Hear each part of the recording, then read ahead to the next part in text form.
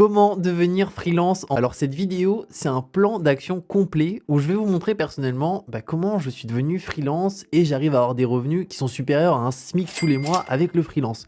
Alors même si aujourd'hui, les amis, vous n'avez pas forcément une compétence spécifique dans un domaine où vous savez pas trop où aller, franchement, avec cette vidéo, je vous promets que si vous le souhaitez, si vous avez vraiment envie, tout va être possible. Alors le freelance, c'est quoi? C'est tout simplement le fait d'être indépendant et de proposer ses services à des entreprises ou à des particuliers. Alors souvent, c'est en rapport quand même avec l'informatique, c'est-à-dire qu'on va avoir des services comme du développement informatique, du montage vidéo, de la voix off, de l'écriture, donc une personne qui rédige des scripts, qui rédige des articles. On va avoir aussi du graphisme, du commercial au téléphone. Donc en fait, il y a énormément de milieux, tout ce qui peut se faire directement depuis chez soi de manière générale avec un ordinateur. Donc la première question à se poser, au final, lorsqu'on souhaite devenir freelance, c'est qu'est-ce que je souhaite proposer à une entreprise ou à des particuliers, même si on n'a pas les compétences. Il faut d'abord se poser cette première question. Donc qu'est-ce que je pourrais proposer personnellement moi, je vais vous montrer ce que je propose, mais chaque personne propose des choses vraiment différentes. Et donc cette question-là, il faut se la poser pourquoi? Parce que l'idée, c'est de regarder déjà dans ses compétences personnelles. Est-ce qu'on a quelque chose où on est déjà plutôt bon? On peut se dire, tiens, ça, effectivement, je peux le monétiser. Une entreprise, elle a besoin de ça, elle sait pas forcément le faire elle-même, donc moi, je pourrais l'accompagner là-dessus. Ou sinon, je sais pas quoi je peux proposer parce que j'ai pas forcément les compétences, mais il y a des domaines qui m'intéressent. Imaginons moi le domaine du montage vidéo, ça m'intéresse, mais j'ai pas les compétences, mais j'aimerais vendre mes compétences de montage vidéo. Bon là c'est un peu compliqué, mais du coup ce que je vais faire c'est que je vais apprendre. Donc premier point c'est de se dire ok, qu'est-ce que j'aimerais proposer à des entreprises et à des particuliers. Si on a la compétence, tant mieux. Là on va prendre le cas où on n'a pas la compétence, où il faut l'apprendre. Donc pour l'apprendre, un site très connu, on est dessus actuellement, Udemy. Donc on a des formations à, comme on peut le voir, 14 €. On a même des fois les formations, elles sont à 10 € des fois. Et en fait, ici, on peut apprendre des cours. Alors là, c'est sur le développement informatique, mais il y a de tout. On pourrait apprendre des choses sur Excel. Là, on a une sorte de guide complet sur le digital où, à mon avis, on a la publicité Facebook. Parce que ça aussi, c'est des choses qui marchent en freelance. C'est de proposer ses services de publicité, que ce soit Google, Facebook, TikTok, etc., etc. Et imaginons, on s'intéresse au montage vidéo. Alors, ce qu'on peut faire, c'est taper... on va apprendre Premiere Pro, imaginons par exemple. Premiere Pro parce qu'on aimerait ensuite proposer à des entreprises de faire des montages vidéo pour eux. Et là, typiquement, je peux voir, on a des cours à 14,99 €. Là, Léo Courtois, qui a l'air hyper cool. Et d'ailleurs, qui est, après, on va le retrouver sur... Parce que lui, il est freelance, du coup. Et il propose aussi ses services sur une plateforme. Donc, c'est ça qui est intéressant, c'est qu'on peut former, on peut aussi vendre des services aux entreprises. Donc, typiquement, on peut voir une formation de 6 heures. Et avec 14,99 €, on peut apprendre une hyper bonne compétence qui est le montage vidéo. Bon après, la question, une fois qu'on a trouvé un petit peu qu'est-ce qu'on souhaite apprendre, donc là pour le cas on va prendre le montage vidéo et on souhaite apprendre, imaginons le web design. Alors web design, tac. Alors est-ce que ça on peut l'apprendre? Tac. Web design, là on a plein de formations. On peut voir Enzo Ustariz, il a fait une formation de 4 heures. Axel Paris, Axel Paris de la chaîne YouTube Axel Paris, donc il a une formation sur le web design, et typiquement je pourrais acheter sa formation, on peut voir 6,5 heures, il y a des bonnes notes, et dans l'idée du coup je peux me dire ok pour mettre un premier pas à l'étrier, je vais me former, je vais apprendre qu'est-ce que ça donne. Et l'avantage sur Udemy c'est qu'il y a les notes, donc quand on achète des formations, on sait directement la note de la formation, donc ça permet de ne pas être déçu quoi. S'il y a 4,5, c'est que c'est une bonne formation. Et donc du coup, voilà, nous on va apprendre, imaginons, le montage vidéo et le web design, pourquoi pas. Bon, l'idée c'est d'avoir de manière générale une compétence qui est très spécifique, parce que vendre une compétence à une entreprise comme du community management de manière générale, juste la gestion des réseaux sociaux, c'est très compliqué, parce qu'on va voir que pour vendre une compétence comme ça qui est très généraliste, il y a énormément de concurrence. Par contre, quand on va être dans du très spécifique, il y a beaucoup moins de concurrence. Donc une fois que ça c'est fait, on a défini qu'est-ce qu'on souhaite vendre aux entreprises. Si on sait déjà le faire, on va pouvoir le proposer, mais si on ne sait pas le faire, on peut l'apprendre. Et après, il va falloir trouver des clients. Et ça, c'est l'étape au début qui est la plus compliquée. Alors moi, je vais présenter la solution la plus simple. C'est pas forcément celle qui rapporte le plus de clients et les meilleurs clients, mais en tout cas, c'est une solution qui est gratuite, qu'on peut faire facilement en créant juste un compte. Et la solution, c'est tout simplement Malt. Alors Malt, c'est quoi? C'est une plateforme pour les freelances, pour les indépendants, qui permet de se créer un profil. Et en fait, les entreprises vont taper ici un mot-clé. Alors imaginons, ils vont taper monteur vidéo. Voilà, ils vont taper monteur vidéo ici. Ensuite, s'ils sont dans une certaine ville, imaginons ils sont à Bordeaux. Alors ils vont taper Bordeaux. Ensuite, ils vont cliquer sur trouver un freelance et là, ils vont avoir plusieurs freelances sur Bordeaux. Donc là, je peux les voir ici. On a voilà Anthony Debarge qui a des avis et tout, qui a l'air d'être hyper chaud. On peut voir aussi les prix. Donc là, 250 €, 390 € par jour. Donc ça va dépendre. Et la partie prix, on la verra juste après parce que c'est un élément qui est important pour trouver aussi les premiers clients. Et donc du coup, là, on a différents. Alors, ce qui va jouer beaucoup, c'est que plus on va avoir d'avis, plus on va avoir de demandes. C'est un point qui est important. Juste après, je vais vous montrer mon profil aussi, pour vous montrer qu'est-ce que je propose. Mais effectivement, quand on n'a pas d'avis, on n'a pas trop de demandes. Et par contre, dès qu'on commence à avoir un avis, deux avis, ça marche beaucoup mieux. Monteur vidéo, ça reste une compétence assez large au final, parce qu'on peut voir qu'il y a plus de 300 freelances. Donc du coup, ce qui peut être intéressant, c'est de pas être monteur vidéo, mais être monteur vidéo spécialisé dans quelque chose. Imaginons monteur vidéo, si on met un espace, on peut voir différentes choses qui s'affichent. Imaginons monteur vidéo mariage. Là déjà, on est sur du spécifique, donc on va avoir beaucoup moins de concurrence. Et l'idée, c'est vraiment de faire en sorte de pas être noyé dans la masse, sinon ça va être trop compliqué. Donc monteur vidéo mariage. Là, on va en avoir beaucoup moins, je pense déjà. Alors là, typiquement sur le mariage, on n'en a aucun. On a des vidéastes, photographes, en tout cas sur Bordeaux. Après, si on enlève Bordeaux, sur toute la France, parce que souvent le monteur vidéo, l'entreprise, elle n'a pas besoin qu'il soit sur place. On va tester comme ça. Et là, typiquement, sur le mariage, visiblement, il n'y en a pas vraiment, quoi. Il y a des monteurs vidéo, mais pas forcément pour le mariage. Après, il y en a qui vont être monteurs vidéo pour de la publicité. Donc ça, on va essayer. Imaginons pub, juste comme ça, rechercher. Donc l'idée, c'est de partir sur quelque chose qui est très spécifique, que les gens tapent pas forcément, parce que le premier réflexe qu'ils ont sur Malte, c'est de mettre un truc hyper généraliste. Et moi, c'est pour ça que je suis parti dans un truc qui est très très spécifique. Donc ça, c'est la première solution pour trouver des clients, c'est avec des plateformes comme Malte, il y a Upwork, il y a Fiverr, il y a plusieurs plateformes. Moi, Malte, j'aime bien, ça m'a rapporté quelques clients. Et sinon, il y a la deuxième solution qui marche beaucoup mieux, c'est l'email. C'est envoyer des emails directement aux entreprises. Et l'idée, c'est de leur proposer soit les services directement, soit au contraire, juste un appel pour échanger sur leur stratégie de communication, sur, imaginons si c'est une entreprise qui fait du montage vidéo, sur cet aspect spécifique du montage vidéo. Donc pour vous montrer mon profil un petit peu, je vais essayer d'y aller ici. Modifier mon profil, je vais aller ici, je pense.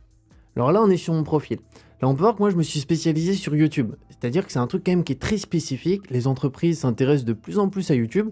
Et donc, du coup, moi, je me suis même pas intéressé à YouTube uniquement, mais YouTube SEO. Donc, tout ce qui est partie référencement. Donc, les entreprises qui souhaitent développer leur référencement naturel. Donc, le référencement, c'est les mots-clés. Quand on tape des mots-clés sur YouTube, et va d'être trouvé le plus haut possible. Mais il y a des personnes qui vont être sur l'aspect publicité YouTube.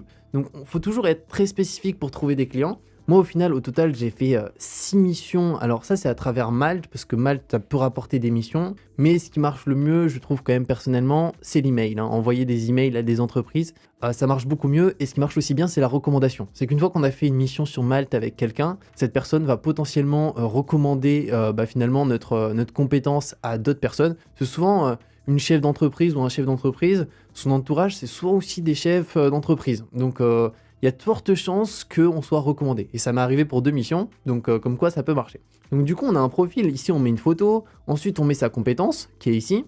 On descend un petit peu, alors il faut compléter son profil pour qu'il soit le plus lisible possible, pour qu'il donne le plus envie, en sachant que lorsqu'on crée un profil Malte, pendant 2 mois, il est mis en avant sur la plateforme. Donc Malte le met en avant quasiment tout en haut, pour faire en sorte d'obtenir ses premières missions. C'est pour ça que vaut mieux créer un profil Malte uniquement au moment où on est sûr de vouloir commencer à faire des missions. Et après, on a la description. Donc, pour ceux que ça intéresse, vous pourrez lire ce que j'ai mis. Après, le portfolio ici et les expériences. Donc, ça, c'est un petit peu qu'est-ce qu'on a fait et où. Et au-delà de ça, après, on a les avis aussi des personnes qui laissent un avis. Bon, pas tous les clients laissent des avis, mais ça, il faut pousser aussi les clients à leur dire si ça vous a plu mon travail, si vous avez apprécié et que vous avez trouvé qu'il était qualité, laissez un avis sur mon profil. Donc ça, c'est une bonne solution. Après, il y a la question du prix. Parce que oui, imaginons, on a des clients, mais du coup, le prix, on le fixe comment ? Alors moi, je vous conseille pas forcément ce que j'ai fait, je vous dis juste ce que j'ai fait. C'est qu'au début, je me suis mis moins cher que tout le monde. Alors, il y a certaines entreprises qui, pour le coup, quand on est moins cher, c'est aussi preuve d'une pas très bonne qualité.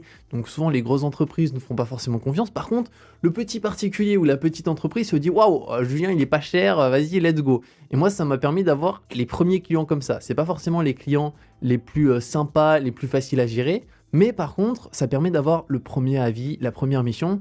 Donc c'est comme ça que j'ai géré. Et petit à petit, après, j'ai augmenté le prix. Moi, au début, je crois que j'étais à 130 € par jour. Après, je suis passé à 160, 180. Là, je me suis mis à 200. Avant, j'étais encore plus haut. Donc en fait, je teste différents prix en sachant que c'est pas un prix définitif. C'est-à-dire que là, 200 € par jour, moi, si un client il me demande, bah tiens, il faut faire ça et que ça me prend 2 jours de travail, je vais pas forcément lui demander 400 €. Je vais peut-être lui demander moins, peut-être lui demander plus, selon réellement ce qu'il faut faire. Donc, c'est vraiment un point qui peut être hyper intéressant. C'est au début d'être à peu près au même niveau de prix que tout le monde, voire un tout petit peu plus bas, histoire d'obtenir la première mission, qui sera pas forcément avec le client idéal, et après, petit à petit, d'augmenter.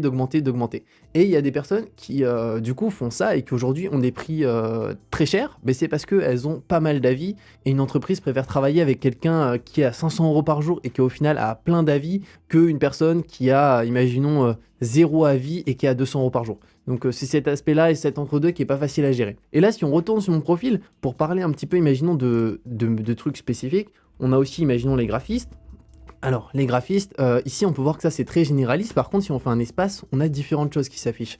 Donc, vaut mieux se mettre sur des choses très spécifiques comme ça. Parce que l'entreprise, souvent, elle recherche pas juste un graphiste. Elle recherche un graphiste, imaginons, un graphiste logo, un graphiste pour de l'illustration, un graphiste textile. Et là-dessus, il y a tellement moins de concurrence. Et sur Malte, c'est vraiment ce qui marche bien.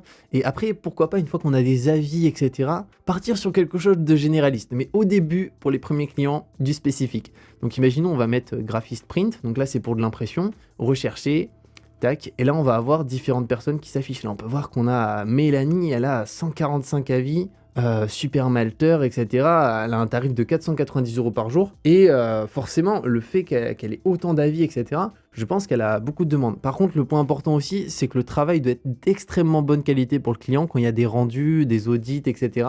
Parce que, en fait, il y a des notes. Donc, si le travail il est pas bon, les clients, ils peuvent mettre une mauvaise note. Comme lui ici, qui s'est pas tapé un 5 sur 5 par un client, et bah, je pense qu'il a beaucoup moins de demandes du coup maintenant, parce qu'entre un 4,5 et un 5 sur 5, bah, les gens, ils se disent, bah, non, je vais aller sur un 5 sur 5. C'est pour ça que le spécifique comme ça peut être hyper bien. Et moi, ce que j'ai fait au début, c'est que j'ai regardé un petit peu les profils, comment ils organisaient leur description. Donc là, on peut voir qu'elle l'a organisé un petit peu avec des bullet points. Moi, j'ai essayé de mettre aussi des emojis pour que ça soit un peu plus lisible, etc. À la fin, il faut mettre un appel à l'action pour que les personnes nous contactent. C'est-à-dire que vraiment, ils nous envoient un message juste après. Ici, on a le portfolio, c'est-à-dire les réalisations de la personne. Donc là, on peut voir, c'est une graphiste, il y a plein de trucs hyper sympas. Et ça, c'est hyper important, les réalisations. Alors, peu importe le domaine, encore plus si on est sur des trucs un peu spécifiques comme le montage vidéo, comme le graphisme, ou même un développeur qui fait des sites internet, bah, de mettre les sites internet qu'on a fait, ça peut directement montrer de quoi on est capable. Et ça, l'entreprise, s'il n'y a pas de portfolio de manière générale, elle envoie pas de message parce qu'elle se dit, bon, je sais pas ce que cette personne a fait.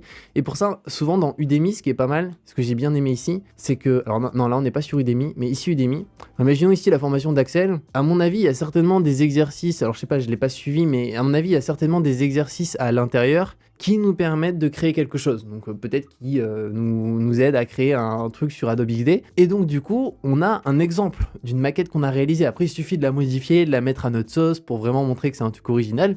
Mais c'est ça qui est pas mal, c'est que Udemy, au-delà des formations, très souvent, il y a des exercices à l'intérieur, que ce soit sur le développement, on va créer des sites, et donc du coup, ça peut être des sites qu'on peut mettre en avant sur notre parcours Malte, ou Fiverr, ou Upwork, etc. Donc voilà les amis, pour le freelance, j'espère que c'est quelque chose qui est différent d'habitude cette vidéo, hein, mais c'était plus pour vous partager une source de revenus qui peut être intéressante, et surtout, qui est vraiment passionnante. C'est-à-dire que si vous êtes quelqu'un de créatif, qui aimez vous former sur un domaine spécifique, que ce soit le montage, le graphisme ou tout autre domaine, hein, vous aimez écrire, rédiger, etc.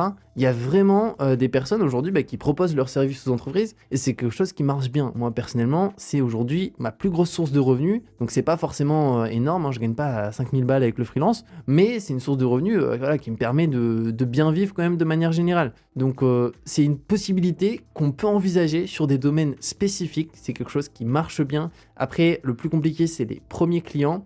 Et une fois qu'on a les premiers clients, il y a le bouche à oreille derrière. Et après, c'est beaucoup plus simple pour se vendre. Hein. Au niveau, dans tous les domaines, dès qu'on a quelques clients, c'est beaucoup plus simple. Dire, j'ai travaillé pour telle entreprise. La personne te dit, ok, lui, il a travaillé pour telle entreprise.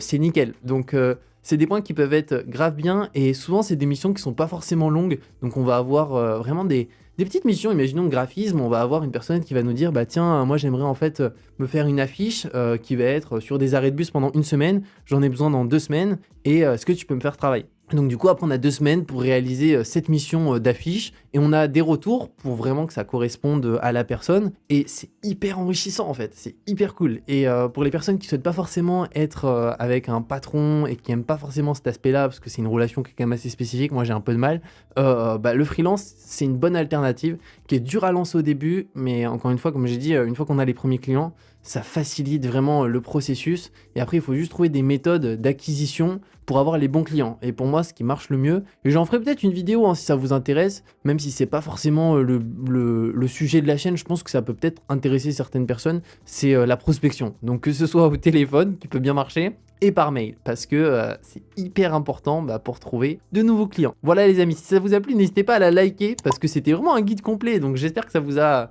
apporter quelques petites choses. Je pense que c'est une vidéo qui va faire très peu de vues parce que ça intéresse pas grand monde le freelance. Alors pour moi, je trouve ça hyper intéressant et c'est quelque chose qui m'a quand même beaucoup aidé. Donc je vous dis à dans quelques jours pour une nouvelle vidéo. Prenez soin de vous et ciao!